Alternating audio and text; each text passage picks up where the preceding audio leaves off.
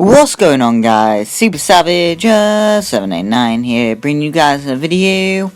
And today we're doing what Jiraiya found Nagato early, episode 4. So without further ado, let's get into today's video. Orochimaru, Danzo, and Zabuza begin to strategize about their invasion, where they decide on impersonating the Kazekage. Plans would begin to be put in place for how to approach his assassination attempt, where Orochimaru would do it as normal. The Mist would send the Genin team to be placed in the tuning exams to allow them to infiltrate flawlessly. Zabuza decides on sending Haku due to him possessing a powerful Kikagenkai that should get him into the finals. Mangetsu would also recommend his brother Suigetsu, who they'd place on the team. To round it off, Orochimaru suggests a young Uzumaki girl named Karin, giving them a team of 3.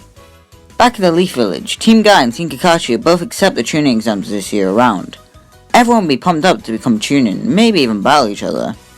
Naruto, Lee, and Hinata would walk past Konohamaru and Minami getting bullied by Kankuro, which would anger Naruto. He rushes towards Kankuro and lands in front of him, telling him to leave his sister alone. Before a fight breaks loose, Gaara's team leave under order of the Shukaku Jinchuriki. When Naruto and Sasuke meet up in the start of the exams, they are prepared to fight each other, both cocky that they'll win. I doubt Lee would challenge Sasuke to a fight, as he can see it'll be Naruto to challenge him later on. During the first test, it goes a lot like canon, with everyone figuring out you have to cheat. Using Wind Chakra, Naruto is able to blow everyone's tests into the air. It manages to catch glimpses of the answers and copy them down. Some other strategies for people curious. Haku can use his ice mirrors to be tiny and reflect the answers off of someone else's paper onto his as well as Suigetsu's and Karin's. Also, Sakura can use Genjutsu to trick people into shouting the answers out loud in a coded language so she can simply copy the answers from that.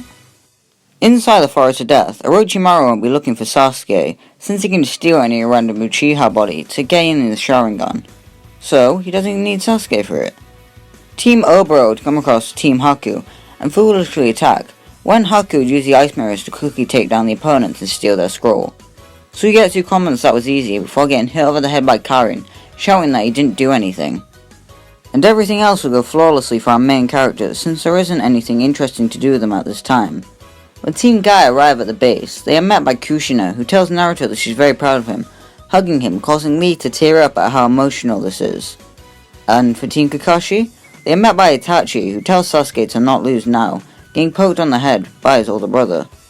The preliminaries arrive as normal, where of course Kabuto drops out as per canon.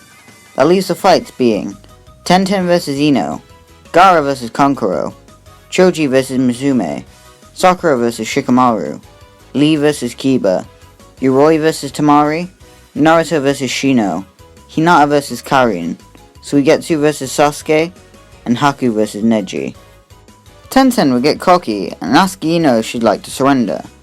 When the Kunoichi refuses, Tenten throws a bunch of weapons that hit her in non-lethal spots, but quickly put the Yamanaka clan member down.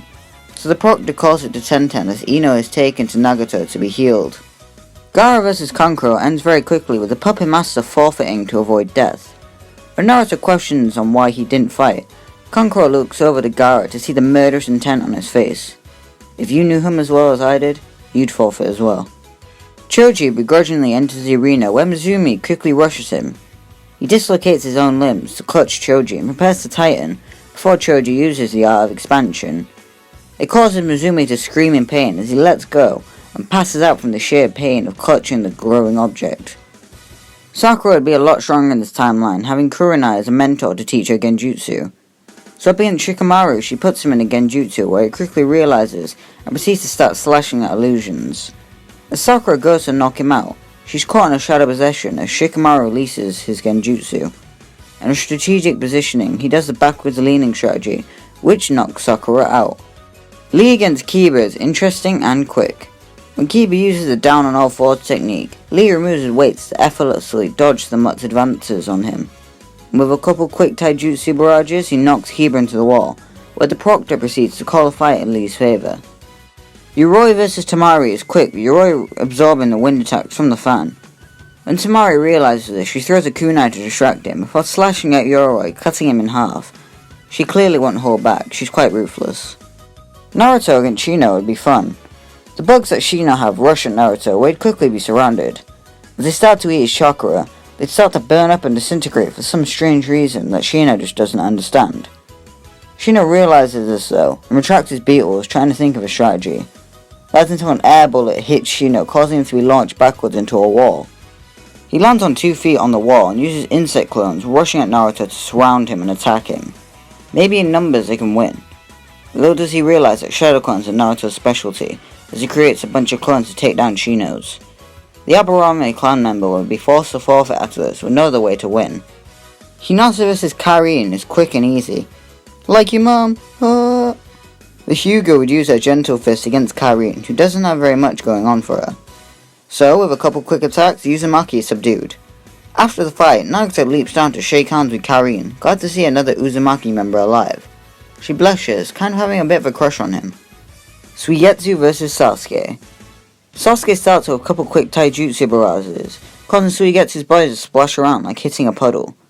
Pulling out a sword, Suigetsu goes to slash at Sasuke, who pulls out 2 kunais to block it.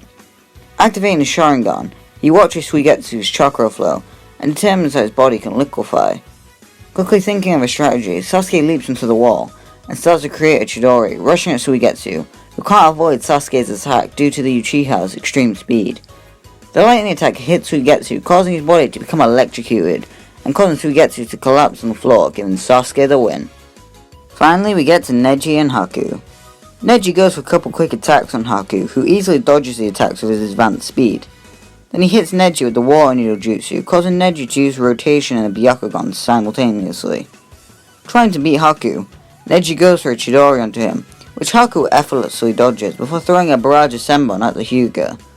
Slowly over time, the blood loss from his vital points causes Neji to pass out, giving Haku the match.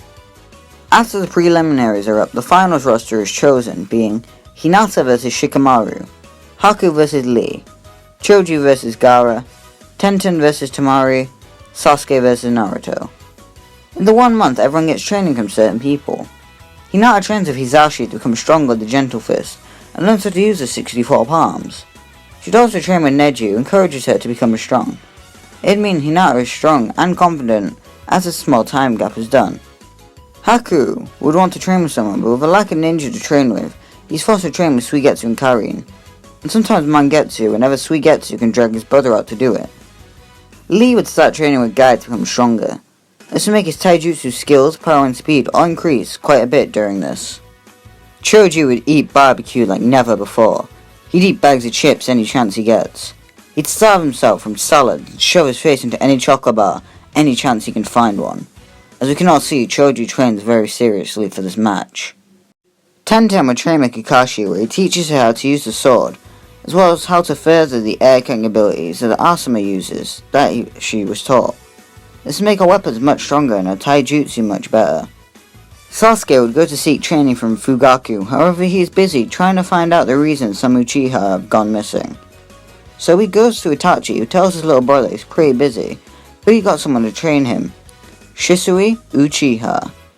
In this training, Shisui would teach Sasuke the Bloody Flicker technique, and would help him awaken the 3 Tomo, as well as Sharingan Genjutsu, making Sasuke much more stronger, as well as quicker, kinda like a mini Shisui.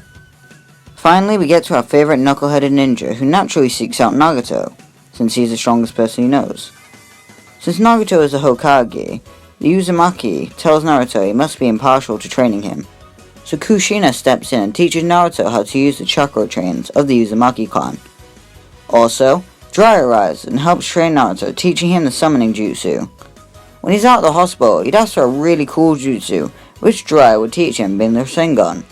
Since Naruto is much more skilled as a ninja and has been training for a lot longer, he'd pick up the Rasengan much quicker, and so, he'd have the Rasengan by the time of the tuning exams. But guys, that's going to be here. Make sure you like, subscribe, and comment below to see what happened in episode 5. The invasion is going to be a lot more crazy in this one, with the mist invading, as well as Zabuza being a Jinchuriki, having the curse mark, Orochimaru having the Sharingan, Danzo being there. It's going to be crazy, so make sure you stay tuned for that. And yeah, bye!